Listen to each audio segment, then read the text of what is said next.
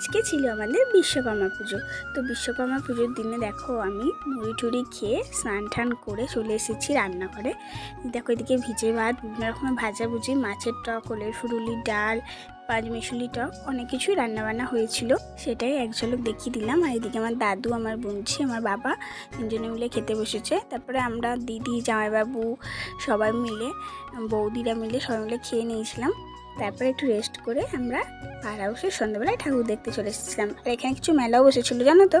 আর এখানে অনেক ঠাকুর খুব সুন্দর করে সাজানো হয়েছিল, ডেকোরেশনটা খুব দারুণ হয়েছিল। তারপর এইদিকে দেখো সবাই ফটো তুলছে, আর পাড়া হাউসের ভেতরটা লাইটিংয়ের কাজ করেছিল, খুব সুন্দর দেখতে লাগছে। এদিকে আমার ছোটো বৌদি আর আমার দিদি মিলে দুজনে মিলে জুতো পাল্টাচ্ছে, আর এইদিকে সবাই ছবি তুলছে। তাই আমিও একটুখানি সবাই মিলে ভিডিও করে নিলাম।